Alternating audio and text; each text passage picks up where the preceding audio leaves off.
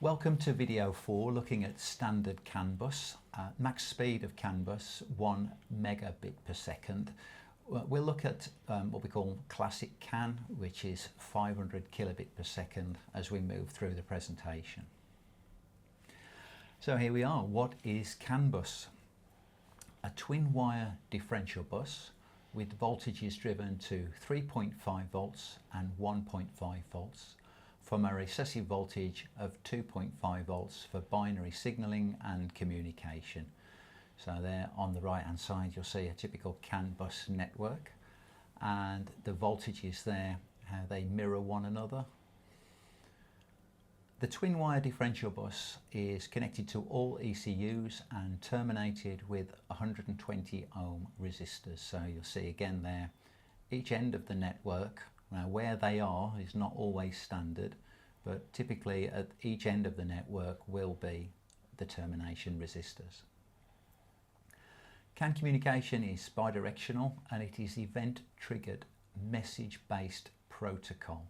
So by event triggered, so a condition needs to have changed for a message to gain access to the bus via arbitration. Typical CAN bus baud rates utilised for transmission include 125 kilobit per second, 250 and 500. And perhaps how we would abbreviate those would be slow, medium and high speed CAN when we talk about classic CAN. Yeah, it's probably important to note from the diagrams there that the wiring for CAN is in parallel. Aye, yes. And that's an important note, and often the wires are twisted together. Yes, yeah. In the vehicles that we're working with later, you'll see exactly a twisted pair. So why do we have CAN bus? So it's an industry standard protocol widely adopted by all manufacturers. Might be a sweeping statement that, but... Should we say most? Most then, okay, edge on the side of caution, yeah. With a proven track record since the 1990s. So here we are talking about faults again, but it is reliable, it is fault tolerant. It allows vehicle manufacturers the flexibility to customise the data exchange. So wouldn't it be great if all CAN messages were standard and we knew what the protocol was and what was being said and who said what to who? Unfortunately, we don't have that luxury. Offers several typical baud rates to suit the desired application. So there is no need to have a high-speed CAN for something that's controlling convenience items like windows and door locks, etc. So we would reduce the speed for those style of networks. And by reducing the speed, they reduce the cost of, yes, of the modules or nodes. Yes, absolutely. So yeah, there's a benefit, and that would suit manufacturers down to the ground, anything that reduces cost. Here we are, it's inherently fault tolerant in harsh operating environments, and that's the same pretty much for most twisted pair differential buses. The reason it is used predominantly is for this fault tolerance, this a means to, even in the noisiest environments, still get that message through. CAN standard, or standard CAN has an ISO approval and documented under 11898. Once again, it's worth mentioning that you can go and research this. Yes. We're going to cover or give you an overview of most of the CAN protocol or the classic CAN protocol in this video. If you want to go a bit further, there's further notes that you'll provide, yeah, Steve, and go and look it up. Yeah. You'll go, you call it a rabbit hole, but you go on a journey, you will. It's definitely a journey. And so there are many variations on CAN as well. There we are, it continues to evolve and to support current vehicles and future vehicle developments. I do see a little bit of a battle coming on with networks as to whether we'll give way to a FlexRay or 10 base, or whether CAN will just move up to those levels and do something magic. So we stick with the CAN protocols. It's anyone's guess. Going to pay some money on that, Andy, or not? I think CAN will be around for a long, long time. Yeah, I think in various different formats. I think we'll see it evolve, and we'll see this classic formation or protocol can continue for the foreseeable future, for sure. Yeah, I think it's out there and it's cost effective, isn't it? And it's proven. Proven, yeah, there's the word. Where do we find CAN bus? So found everywhere and covers low, medium and high speed applications. Applications include engine, transmission, steering, brake and stability control. So even these safety related items can still be connected via CAN. CAN is by no means redundant, but the way the world is going, the way technology is going, it does struggle at times, or it can struggle.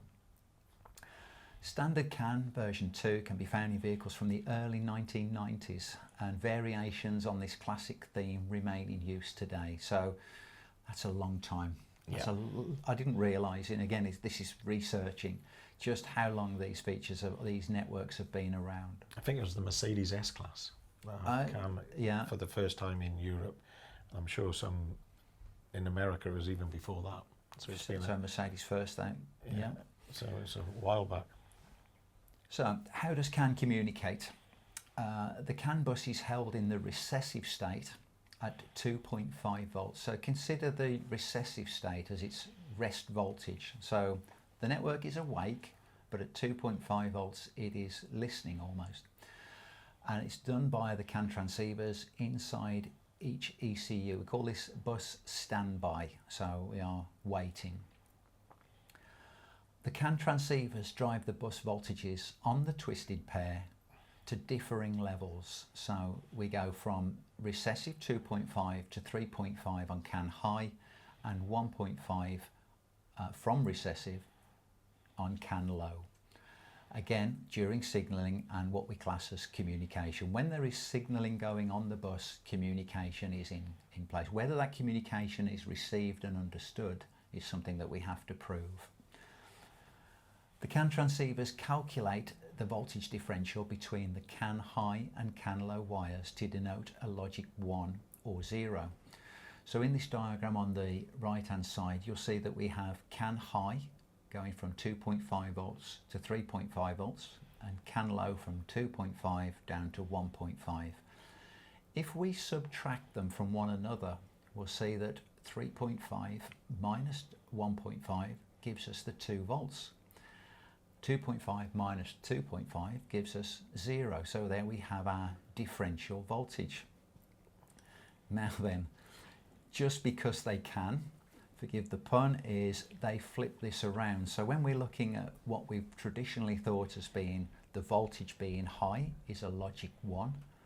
Not the case with CAN. The differential voltage when it is at 0 is recessive and logic 1.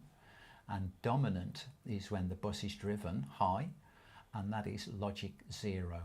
So here's a scenario where not all networks are the same. Just need to get your head around, think of differential voltage first of all, and that where the dominant lies and where the recessive lies. Again, subtracting CAN high from CAN low gives us that 0 2 volt differential, where we generate the following binary states. So recessive, CAN bus is close to 0 volts. That's a logic 1, kind of the opposite of what you may have thought. Dominant, because the voltage is driven up to a high level. CAN bus differential close to 2 volts denotes logic 0. Okay, so what are the characteristic features of CAN? Only one ECU is permitted to transmit on the bus at any given time. So that is all based on something called arbitration, which is contained in the header. So the message with the highest priority is the one that gains access to the bus. Everything else has to wait. Unlike LIN, CAN does not require a commander or a host controller. It is a multi-master. So everyone is free to speak on the bus. You've just got to have the right priority level to get your message across. Message priority governs which ECU has access to the bus, the method known as, we've said, arbitration. Now a CAN network can accommodate 32 nodes, 32 ECUs on a bus length of up to 40 meters. Now that is not uncommon. Some of these modern vehicles now, I remember from my Lexus past that I remember 54 being quite an impressive number, and that's changed again as we've moved on.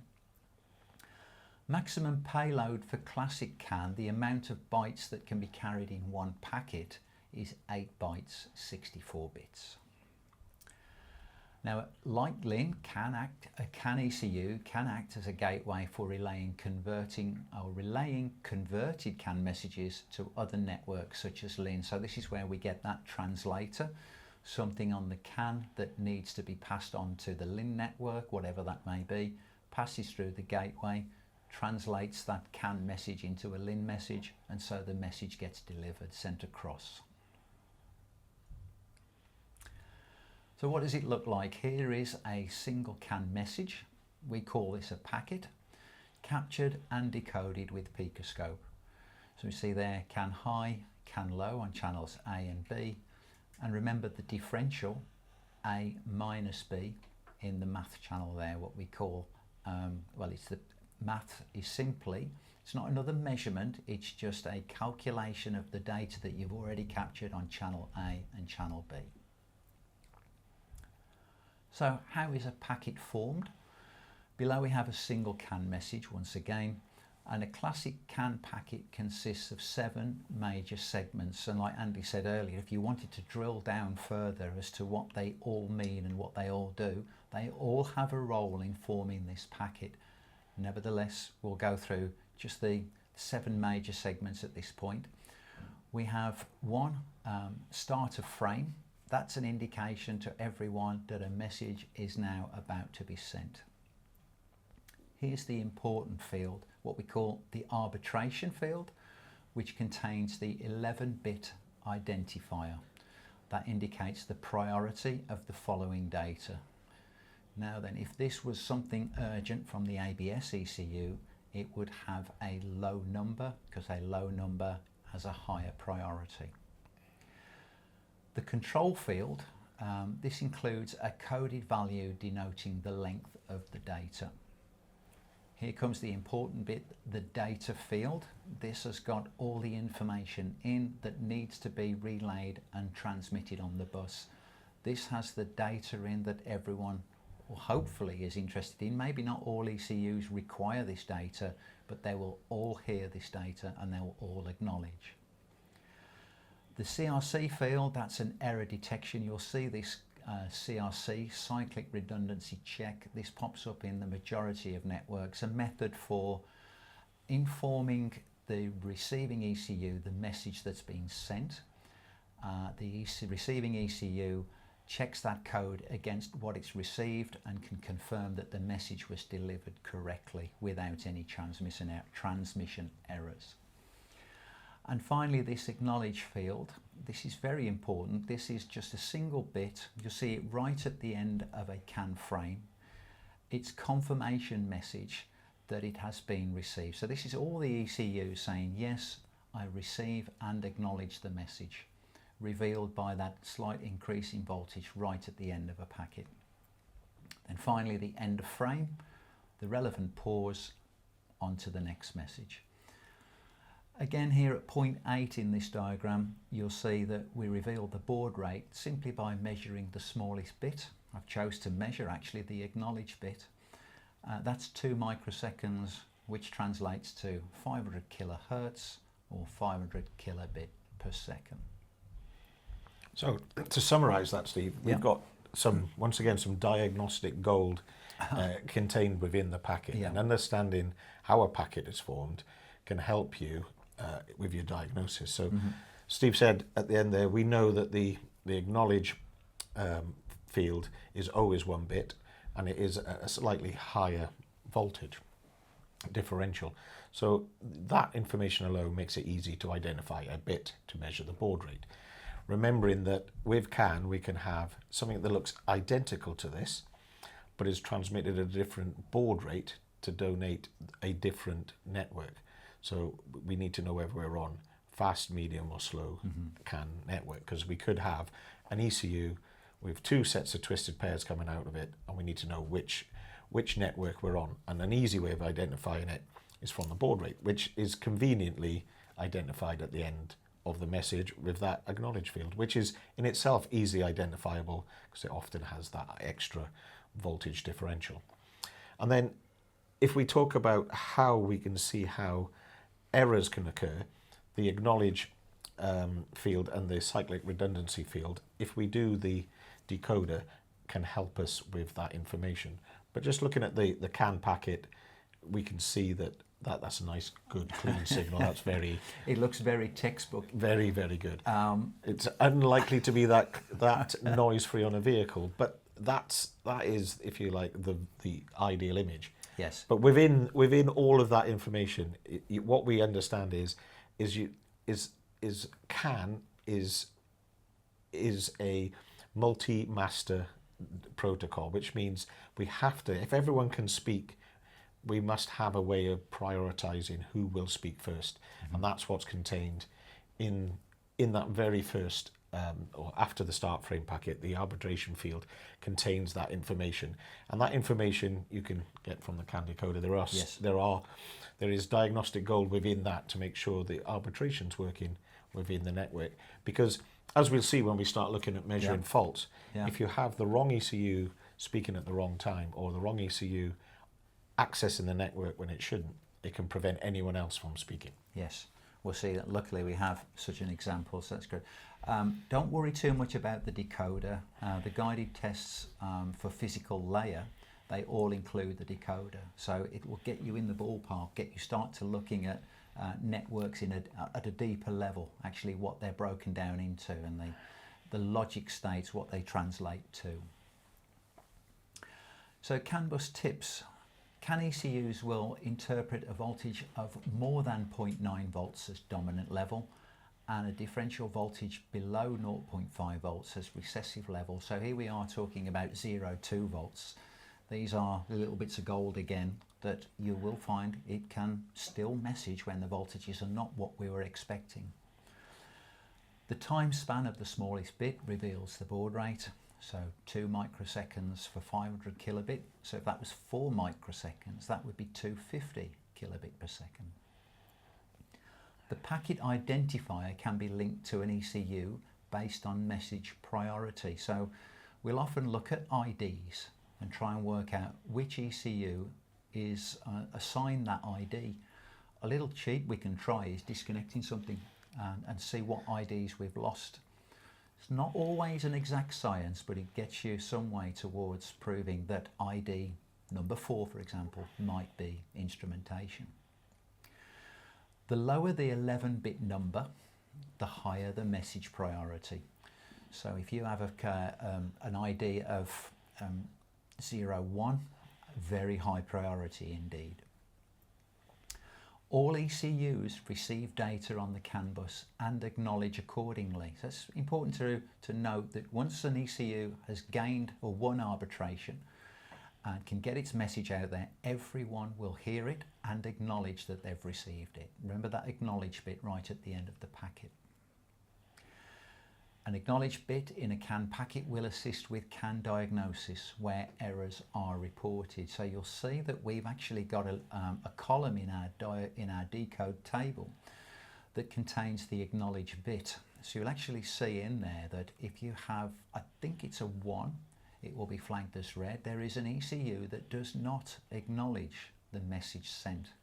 So then we'll have a look at the ID of that ECU and see if it's repeated. If the same ECU is reporting a failure of acknowledgement, then we're onto something.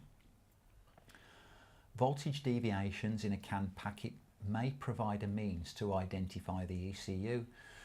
This is using the speed of Pico to determine that not all voltage levels are the same. We've said that we go 2.5 to 3.5. Certain ECUs may not pull that high or might pull slightly higher, but it's the same and repeated for every message. So we can use that as maybe an indication that that must be coming from X ECU. It's almost like an electrical signature to that. That's a great word. Yeah, that's it. Like a signature that, and we will see this. We will manipulate it actually on one of the tests that we do. Yeah. The total network impedance measured on a CAN between CAN high and CAN low is 60 ohms. So we've talked about the 120 ohms at each end, but that's in parallel, which means the total network impedance 60 ohms, the golden 60. Now, current flow, something we don't really talk about much, but it is valid and we can use it to our advantage. Current flow in a CAN bus branch. Remember that word, it's a branch and not the spine. So this is not the entire bus that moves around the vehicle. This is a break-off that then takes you to a computer, to a node. Flows away from an ECU on CAN high and to the ECU on CAN low. It does not flow through the termination resistors. So it drives the bus high, where there's a differential there'll be current flow, and it drives it low. So if you rotate your current clamp, depending on which wire you're on, branch wire, then we might be able to use current flow as an indication of message transmission. Now ringing is something that perhaps we recognise from ignition coils where we are dissipating energy. CAN is not, it's similar, we're not talking the same amount of current obviously, but there is energy to dissipate and you will see ringing on signals. So Andy mentioned earlier we've got a almost perfect CAN example, when the truth is as the voltage rises there'll be an overshoot and then a ringing, then we'll level out, then we'll drop back down and there'll be ringing as we drop to the lower level. Perfectly normal and perfectly tolerated by CAN, because if it's present in CAN high, it's most likely to be present in CAN low, and when you take one from the other, you take away that ringing. You actually smooth. It is designed to do exactly that, filter out noise. Those ringings are attributed to component inductance, capacitance, even the cables themselves, they have capacitance, and depending on the style of cabling, components, age of components. Something I hadn't considered was repairs or modification to the bus. Yeah, could really drive havoc. It's soldering on. Yeah, all tolerated by CAN. Yeah.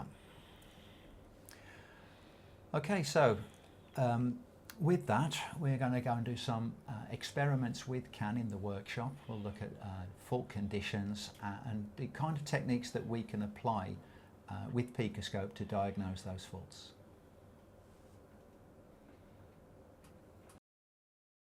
Everything into play, into action. So can messages be sent, are messages being sent, and then node. We've got here a CAN fault. It's great that what we get is a true symptom as opposed to anything intermittent. It's a start and stall. And something you said about immobilizer, you jump to conclusions, but we'll demonstrate the symptom and then we'll go through the fault codes together and we'll use the CAN approach to diagnosis for networks. I'll go and try and start the car.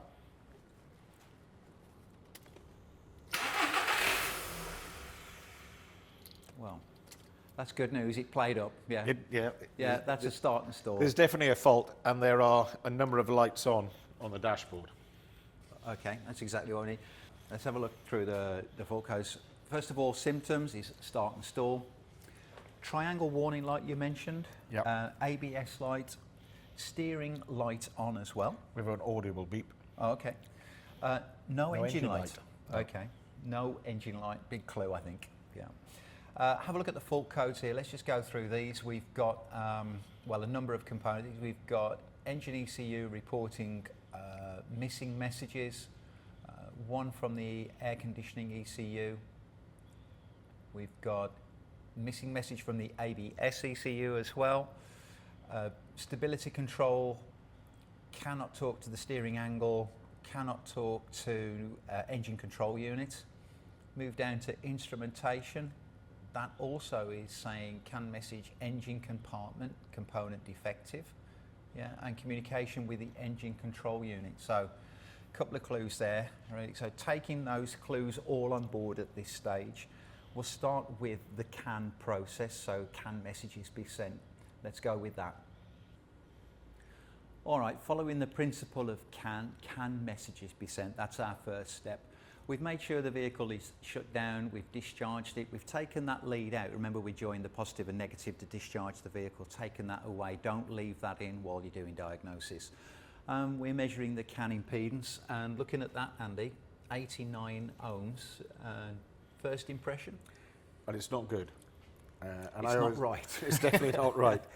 So I always ask the question, is it good, bad, or indifferent? And in this case, it's definitely not good. is that conclusively bad? But it's outside the 10%. Yes. So at this stage, we'd have to say it's either bad or indifferent. Yes.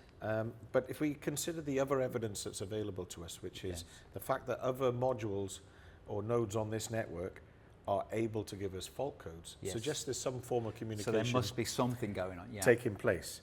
And that's, obviously, this is just part of an evidence gathering process. Yeah. If we think about a diagnostic procedure where we've confirmed symptom, we've got codes, and we're starting our initial testing, what we want to do is as little intrusion during this test phase as possible. Right. And we've come to a very convenient place on a vehicle to take a measurement of the powertrain CAN. And that measurement is out of spec. Yes. So it's about what steps we want to go on to next. However, I think there's some important caveats you want to talk about on the... Yeah, I mean, I was all ready to go diving in and finding this extra resistance, find out where that was by maybe, and you're absolutely right, intruding. And just the process of measuring means we're intruding. But having to seeing what the effects of the messages, the effects of this impedance error on messaging is worth doing. Well, I just wanted to mention the ranges. So at the moment with the resistance lead, we've got it on the right range. We were expecting 60 ohms. I've got it set to -50 to +200. I just want to run through what happens when we change or we're measuring on the wrong range.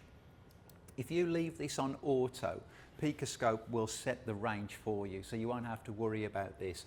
This is something that might catch you out if you've set the range manually. You will be getting... Just like you would on a multimeter. Exactly the same, yeah. You'll get a measurement error.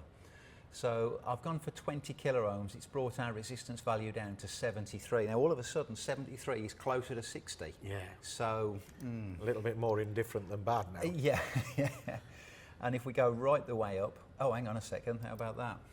Yeah, it's a minus value. So minus 60. But you could consider now that you might consider you've got the leads on the wrong way round. Yes. And you might confuse yourself that is actually, albeit it's correct within spec, but just the wrong way round. Yeah. And that right now would be a huge measurement error. Yes. Yeah, that would send you off in all directions. So the message is, let me just demonstrate. Let's put this on auto, and then we can't go wrong. So PicoScope, in fact, I'll speed it up as well, otherwise we'll have to wait for every buffer to come around. If you look at the channel option there, channel lozenge, you'll see that it's selected the right range automatically. We haven't had to worry about that. Now we've got that resistance value error back again. So great top tip for using that. Yeah, and the reason I know is because I've been caught out. Yeah, you never that's the way we learn. Yeah, you never forget, do you? So we'll have we jump in the gun, I guess, but we want to have a look at the effects of that impedance change or that impedance error on messaging. I don't think it's jumping the gun. I think it's the next logical step. It's still a very, very light intrusion. Yes. We're at a test measuring point here. We've just used the resistance leads. Yeah. All we're going to do now is put the test leads on and see how that resistance has affected the messages. Let's do it. So we're going to go from can they to are they, yes, and are they being sent and received correctly? And received correctly, yeah. All right, let's do it. Right on cue.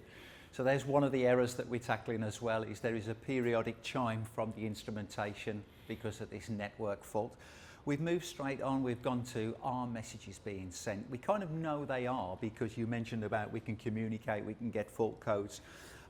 We've connected here to measure CAN high and low. We're going to use the guided test. We're not looking at physical layer this time, we're actually looking at the decoder, CAN bus serial decoding, guide and settings file. Remember there's the help at hand. The settings will already be configured for you on the scope. Minimize and run the scope.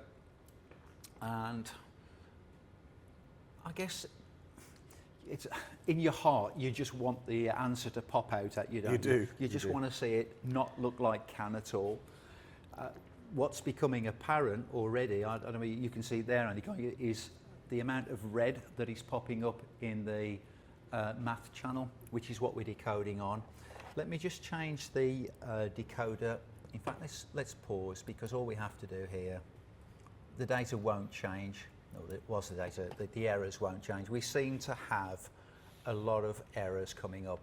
Remember, if we click on order by errors, and if I scroll down now, what we notice there, Andy, is if you look in the ID column, it's not just a particular ID. No, it's multiple IDs. It's multiple IDs. So whatever this is, it's intruding it's not just one ECU, or it doesn't appear so. It's having an influence on the whole network. And that's not unsurprising, seeing how they're all connected together. Well, yeah. In fact, when we think about what CAN is, and it's arbitration, isn't it? That if there is a node that can't get its message out there, doesn't follow the protocol, tries again and again, and if something is transmitted and it's not supposed to, then we get an error. So what I'm drawn to here is this area. I've just gone for a block of where we've got errors, and if we zoom in, keep going. Now this is interesting. This is the same ECU. How do I know? The same ID. With that said, the structure is good. Yeah, 2 volt. Yeah, it looks like classic. That looks like classic CAN. Yeah. Look here, this looks a little bit rounded, delayed, ringing, but again, we know CAN can tolerate that. Let me just come back out a little bit. This area is of real interest. If that is what we're deeming to be, let's zoom right in, a good packet, this area here, what on earth is going on here in the next packet? Let's have a look, because we know we're looking for a residual of recessive, sorry, at 2.5. Let me just pull that up. So look what's happened to CAN low. Was first impressions, Andy, that it didn't look too bad prior. No. Here we've got messaging. Yep. CAN high. Certainly when we look at the math channel here, this looks like business as usual. It has come up with an error. Yeah. Now, the next message looks a bit flaky, especially CAN low. And CAN high doesn't look normal either. And it looks like that message has been broadcast a number of times. That's just how it looks. Yeah, yeah. If we just keep this, what we see, if we discuss what we see, we've got a successful message here, or certainly constructed correctly, then almost babbling, would you say? Could we have a measurement, actually put a ruler on the maths channel for the voltage differential? Because we can see a good message, and then we can see what the voltage differential is on the not so good message. So if I put that at 0, easiest way, yeah.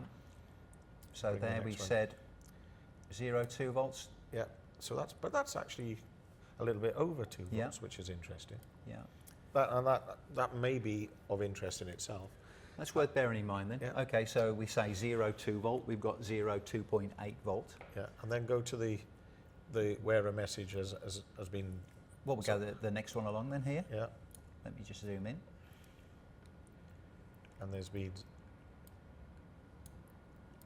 interestingly, if you have a look at CAN low, there's been an attempt at better. Yes. And there is in the middle of that message, there's a different voltage differential, and you can see that reflected in the raw trace. But now we've got 0.6 of a voltage differential. And that's because we are subtracting CAN high from CAN low at that point in time, and there is our differential. And we're using that maths channel and differential voltage to decode, because that's in effect what happens inside the ECU. Yeah. And there is, if you notice below that message, there is no decoding taking place. No. That isn't a significant enough voltage differential for the decoder to work out what's happening. Yeah. We could amend our decoder settings here, because the decoder settings are set in the guided test, and they are expecting a 0.2 volt. Yep. I think what we're concluding from this is CAN low is being affected considerably, and that will drive us crazy, because while the fault exists, it will keep bleeping. And so let's try decoding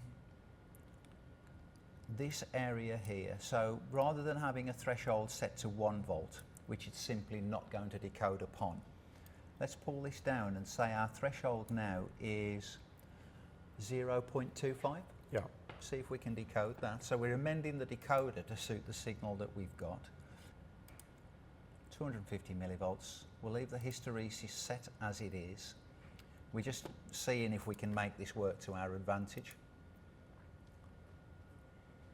Wait for the decoder. Now then, that's interesting.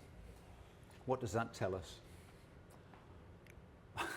Well, yeah, we know at this point what we're seeing here is that 280, whatever ID 280 is, yeah, almost got its message through.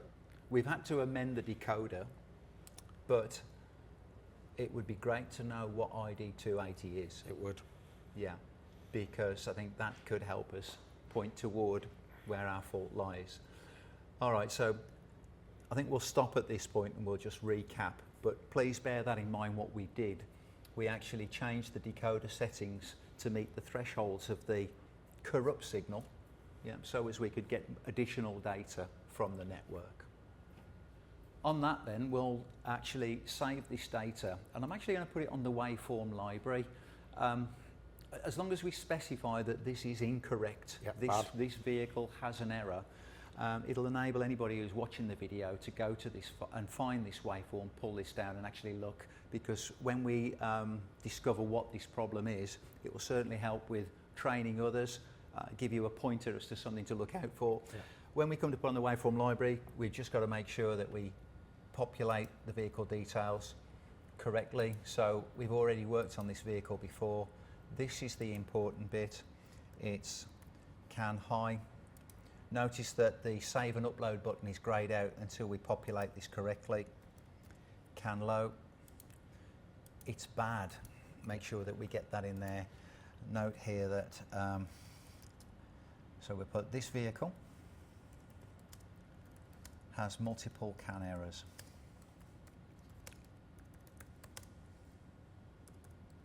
And the interesting thing you can do is you can download this file and you can manipulate the CAN decoder and see if you can get it to play a tune on one of the bad packets.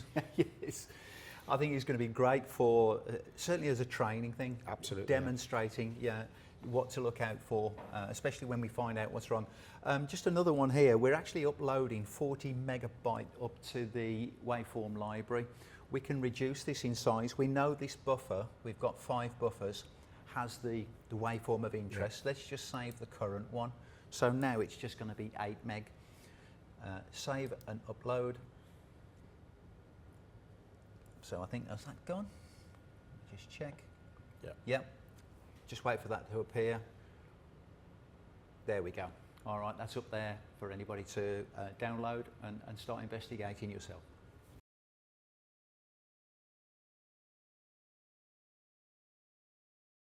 So on that, let's summarise. Can messages be sent? Well, yes. Are messages being sent? Yes, but there is this error. Certainly we're seeing it in the decoder. So let's just quickly summarise from what we've got here. Communication codes, which we need to drill down into. This CAN impedance measurement, the one that's still niggling. Voltage deviation in those CAN signals. And this one here, the little golden nugget, if we want to call that ID 280, voltage levels incorrect. So when we saw that the CAN was almost, CAN low certainly was very low, there was a differential sufficient for us to alter the threshold so we could get an ID out of it. Where do we go? Well, it's a great question, Steve, and I suppose this would be where a job like this would be in a typical garage. You're being paid for a diagnostic, and the way I view these jobs is what you want to be able to do is non-intrusively as possible, get as far as you can, collect as much initial evidence in your initial data captures to provide you with a few candidates for further testing. Mm-hmm. And then you've got to look at your candidates and you've got to choose which one is most likely to be causing your fault, and then sort of go and test that. At this point, on a job like this, we've taken effectively 2 measurements. Yes. In a very, very convenient place. We're at this moment, very non-intrusive. Yeah. it doesn't look like it's going to be a simple job. We have now got to decide where a fault lies in CAN wiring. So, and on classic CAN, how long can that wiring loom be? 40 metres, I think. Okay, so we've got a fault somewhere in this vehicle, potentially in a 40-metre run. So we Yeah. need to narrow it down, and that's where we start to look at the evidence we've got, because we've got to come to a conclusion, and we've got to offer the customer some value for money. Is these simple 2 tests enough for? Certainly, the way I would go about this, there would be an initial assessment, a diagnostic assessment, where I would aim to go back to the customer with a better idea of what was wrong with their vehicle. Are we there yet? No, I think we still need to do some testing. Do we want to strip the car? No. No, but we need to have some direction. So I think we need to re-evaluate our primary data gather, which is what I would call this bit. We've got symptoms, some codes, and 2 very, very quick and easy pieces of measurement that have given us quite a substantial amount of data if we look at it. And then, so effectively, if we look down through the list of faults, it appears that the engine ECU is complaining about everyone, and everyone else is complaining about the engine ECU. The engine ECU, yeah. We also do not have a mill light, which remember is a little nugget from earlier on. Yeah. And through a little bit of research that we've done, we know that ID 280 is actually one of the IDs for the engine management ECU. Yes, yeah. So with that evidence presented to us, if we put all of that into a Venn diagram, the thing that's overlapping, the common denominator here, Yeah. is possibly going to be the Engine control unit. yeah. So if I was doing this in the workshop, and certainly to progress this job on, I would now be looking at doing some measurements, some impedance measurements from the spur from the engine management to the canvas to see if there's anything there, likely on there. And on this vehicle, that isn't a terrible job, because it's got a false floor, and we can get in there and quickly do those measurements. I think it's kind of where I want to go, because like you say, it's reasonably non-intrusive, and we can also split the network in half very, very quickly, because we know we've got 120 at either end. Yeah. So by taking one of those away, we could reevaluate. Absolutely. Theoretically, what should happen is we should go to 120. Yeah. So that's a sort of a further bit of knowledge that we have when we've done a little bit of research, and this is the thing, you can't dive straight into the vehicle. You have to do some just-in-time learning. No one knows the CAN architecture for every vehicle, so we've had to go and look it up. We happen to know the terminal resistors for this vehicle, for this network, are in the ABS, which we conveniently are on, and the suspect ECU, which is the engine management. Yeah. How convenient. It doesn't always work that way. However, so we can now split the network in half, as you said, by testing here and at the engine management, and we've effectively got to lift up a bit of carpet. Yes. And you were in. And open the false floor on this particular vehicle. I'm not saying that's always the case, but we are fortunate in this case. Okay. With that then, let's go back and power down, discharge the vehicle, resistance lead back on, and split the network in half. Okay, so we've gone back a step really, because this, I think, is going to give us the best return on our time in terms of trying to locate this fault. We know the impedance is incorrect. We're going to split the network in half. There's 2 options. We've got termination resistors at either end, so we'll disconnect. Let's go, if we disconnect the engine ECU, we've actually got it now, resistance lead measuring where we are at the fault. Was it 89 ohms? We were looking for that perfect 60 in an ideal world, give or take. You said 10%, didn't you? If we disconnect one ECU, let's say we go for engine ECU, we should have 120 ohm. Let's see what happens when we do that. So Andy's disconnecting the engine ECU. There we go. Let me just pause that. Let's digest what happened here. So it certainly changed, which is great. We've forced a change. We now go to 106. 106 from, what was it, 89? 89. Okay.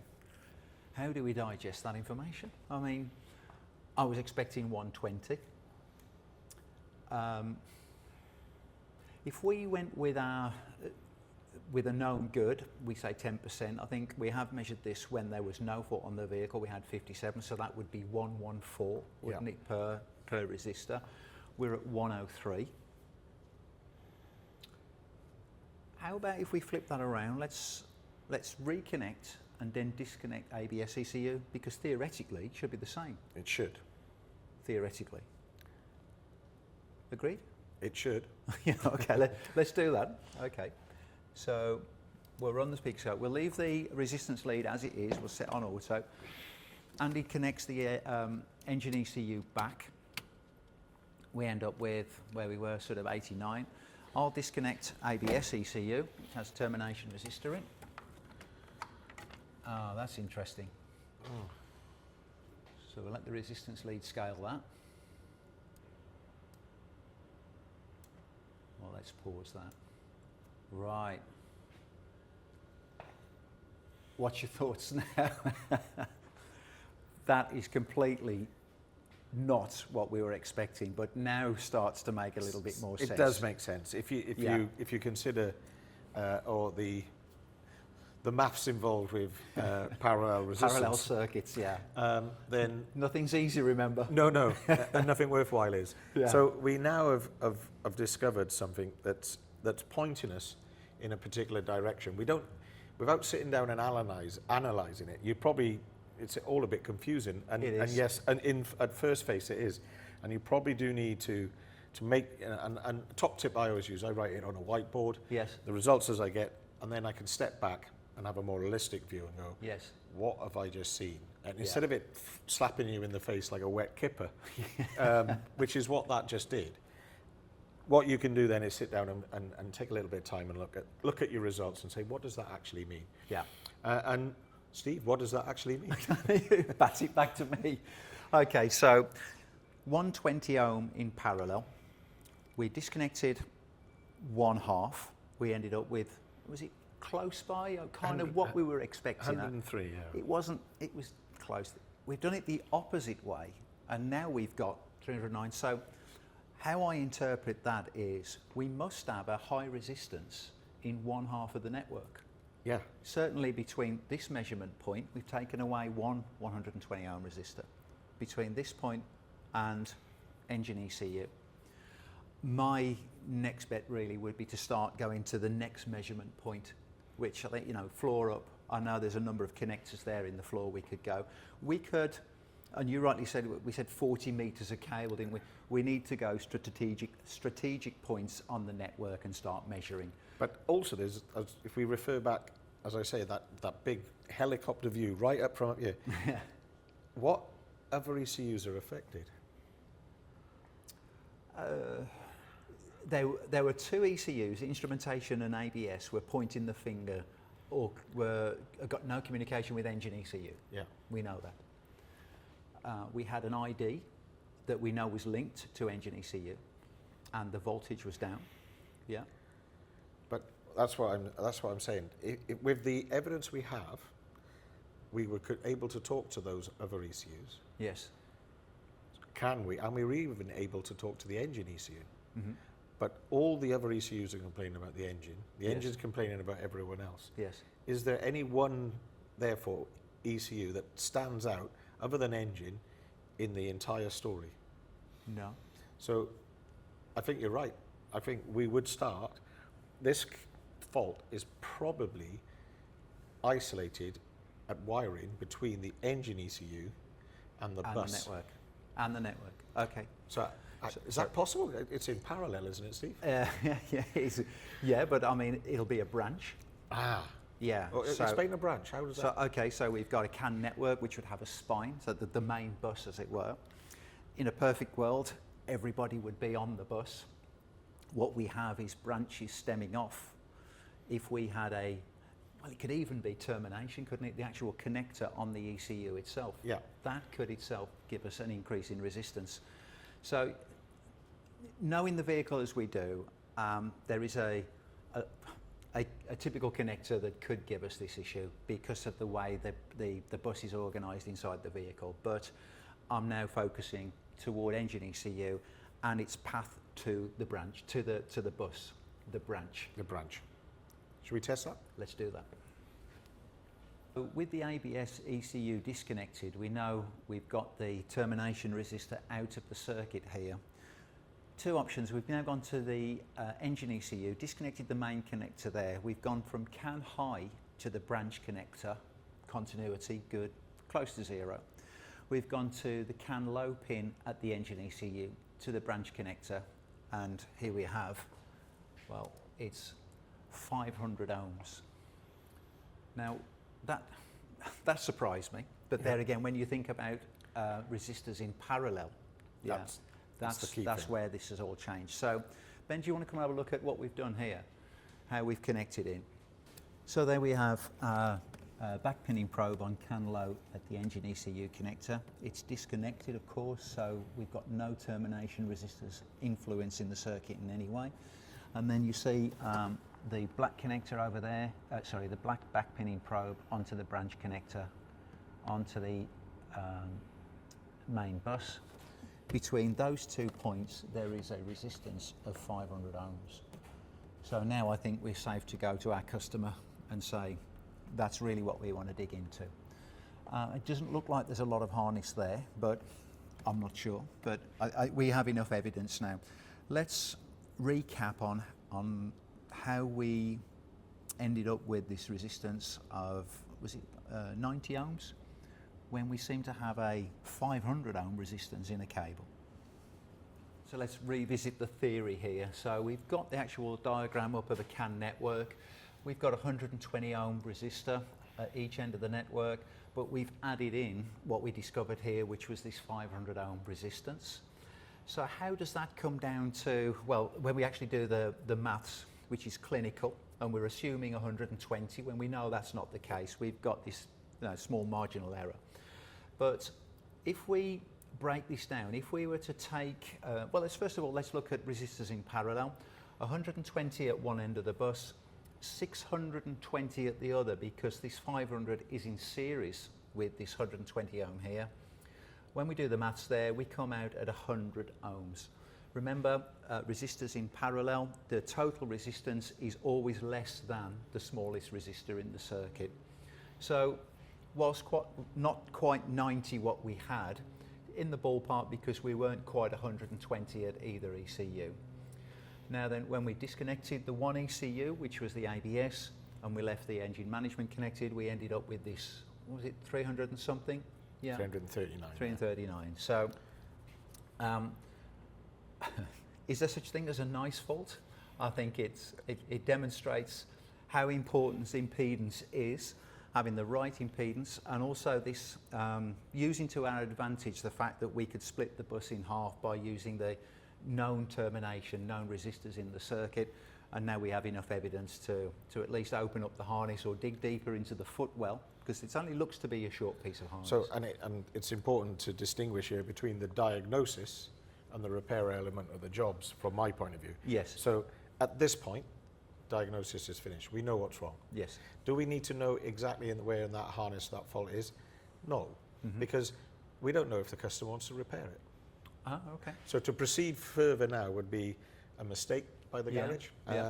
We've literally lifted up the carpet and opened a panel to access this, and we've taken the bonnet off effectively and a cover to access here. So we've been as little intrusion as possible. If the customer said, I don't want to repair this, can you put it back together?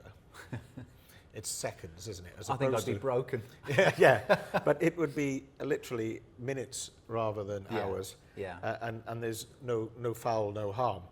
And this is the danger with these types of jobs, because they tend to be, in the harness. They tend to be deep in the vehicle. Yes. You need to have your CAN procedure for network errors to be as little intrusion as possible. You need to take measurements at the right place that give you the maximum amount of information to provide you with enough data to make a diagnostic decision. And that's basically what we're trying to sort of boil down to in terms of using tools like the PicoScope to enable you to do this quickly and effectively, so that you're not in unfortunate position as the garage, Yeah. but also your customers are being looked after because you're doing it quickly, Yes. efficiently, and therefore costing them less. I'm glad you said that, because that's reminding me of something else. Is we've documented this diagnosis as we've gone.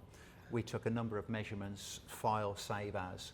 We've got time-stamped, documented evidence of our procedure. Absolutely. You know, you could be challenged by a customer who says, well, what have you done? Can you show me evidence for the time that you want, for the hour you've spent, or maybe 2 hours, whatever it may be?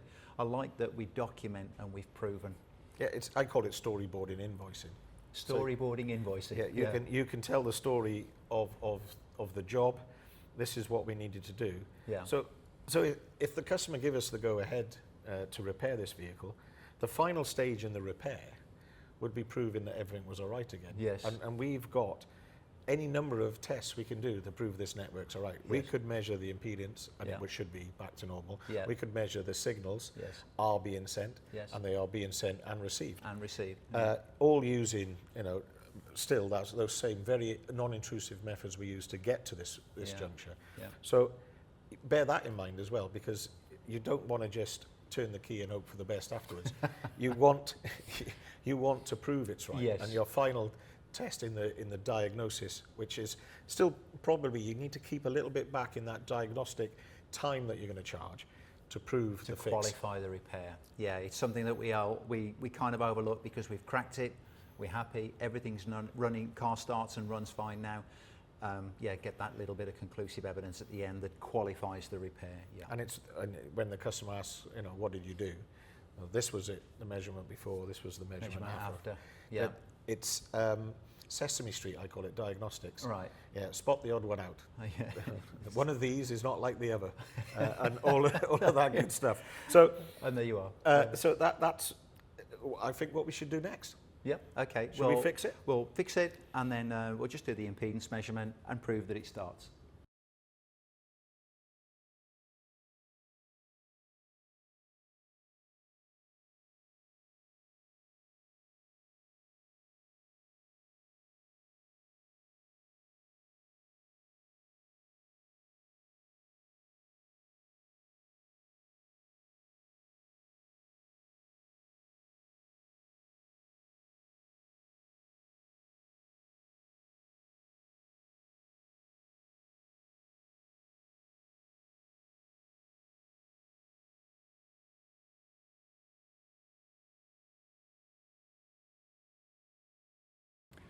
All right, so there's the rectification carried out. The fault was 500 ohm resistance in CAN low. So that was the branch wire from the engine ECU to the CAN bus, the main spine, 500 ohm resistance. So we're doing the impedance measurement here. It's 57 ohms, which is where we were, what we're back to originally. And then the proof in the pudding is, does it start? Well, let's do it.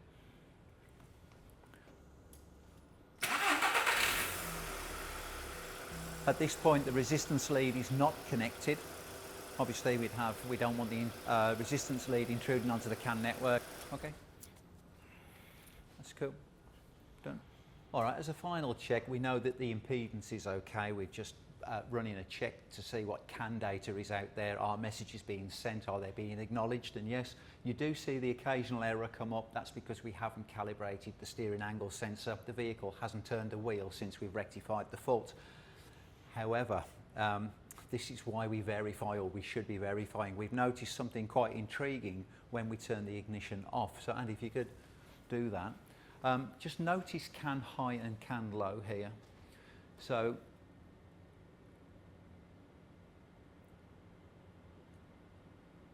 there we are.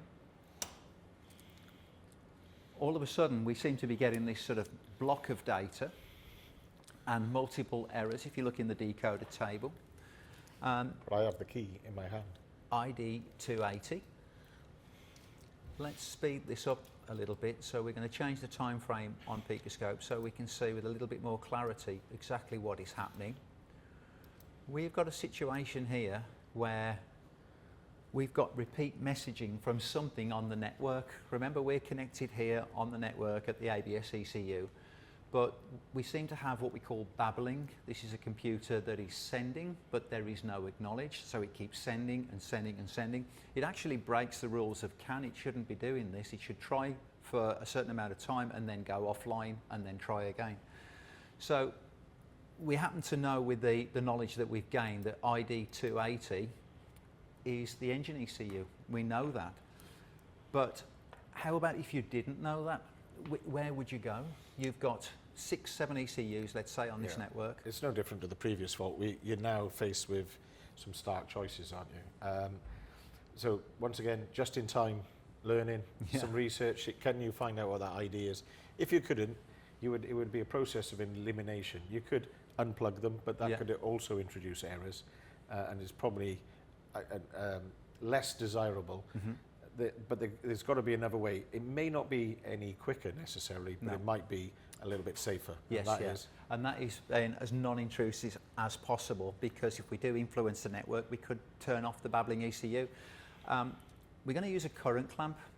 This is going to place a current clamp around each wire on the CAN network, so we could start at the ABS ECU. We won't in this scenario because we know what ID 280 is, but if we place a current clamp around, let's say, CAN high, and have the arrow facing away from the ECU, bear in mind we're on the branch wire, not the spine, because otherwise we've got messages going backwards and forwards.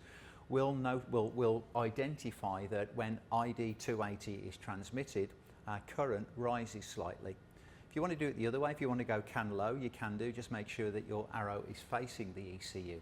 So let's run that test now.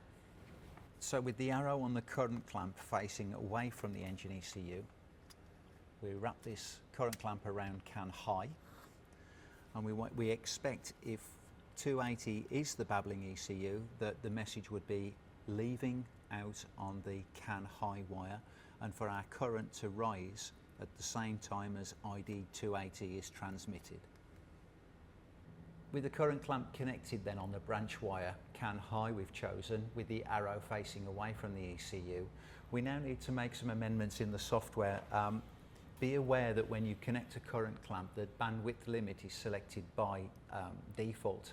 Now what bandwidth limit does, it limits the frequency range of the clamp, and we know that whilst by default 20 kilohertz in the majority of cases is enough for current measurement, it limits us with CAN, because remember CAN is 50 kilobit per second, 500 kilohertz. So first things first, we want it on the lowest possible range, which is 2 amp, and we want it on the manual as well, so we'll leave manual activated.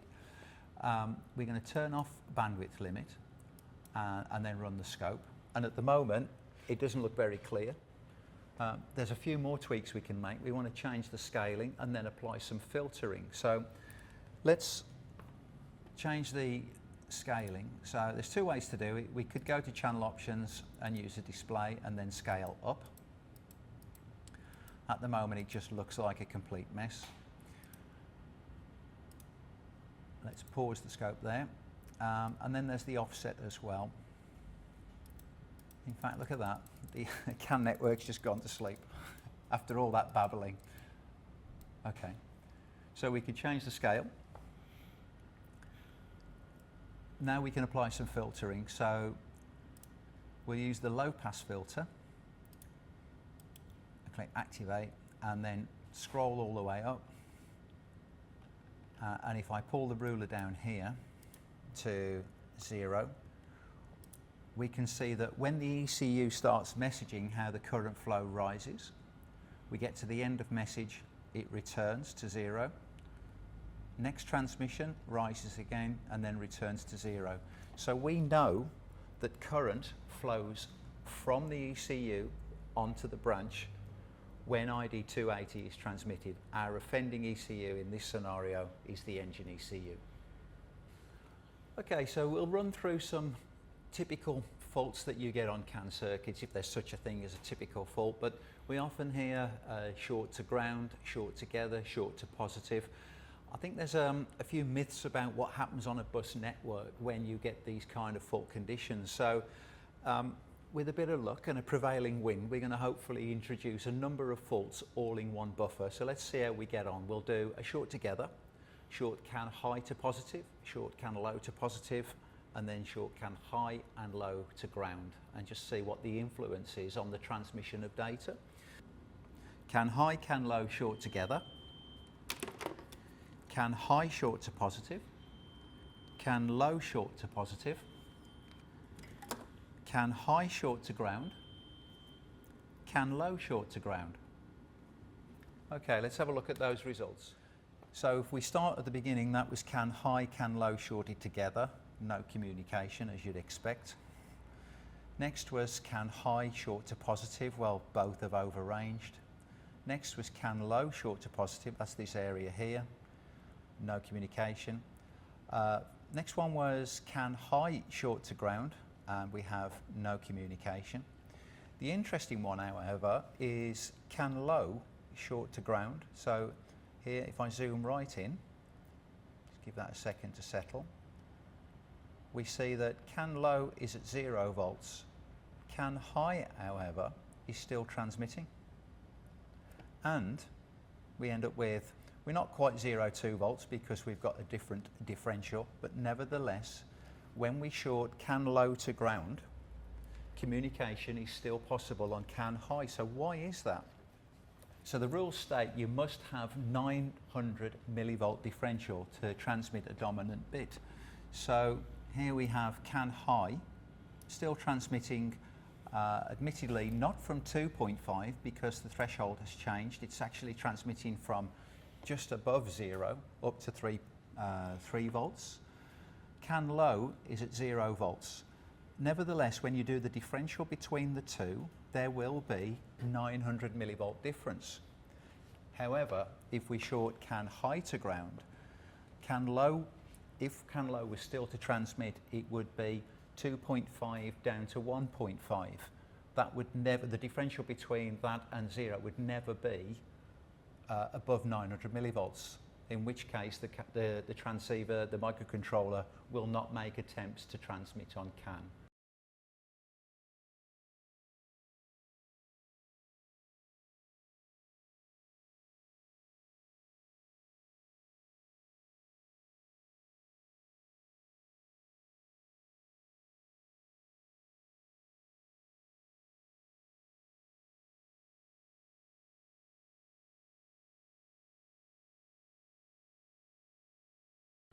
So just note that a short to ground on CAN low will still result in a transmission on CAN high. So ultimately it will put warning lights on because it's not how the system should be working, but you would still incorporate some kind of redundancy. It would still allow communication.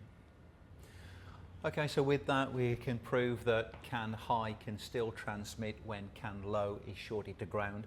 What I wanted to just show here was the annotation feature, because this will help when you come to return to this waveform, because it might be weeks, months from now, but certainly when you're training or if you want to just demonstrate to others. PicoScope has annotations now, so it opens up the annotation field here. Type in whatever it is you need to do. Let's go CAN, let's say. If you click on the arrow here, you see that will put an arrow into the area of interest. So let me just move that. Click on the arrow again to drag that where you want it to, and then delete accordingly. What I've done here, you see we've put all the faults in, identified them. I'm going to share this, put it up on the waveform library. So we'll save. Remember, we've got to populate all this information. Most importantly, we've got to put the channel label in, because a lot of the time we're searching by channel label once we've got the right vehicle. CAN low, we'll call this bad, and I'll put various faults. See annotations. Current, and save and upload. So we'll see that go off up to the cloud, and that will be available for download.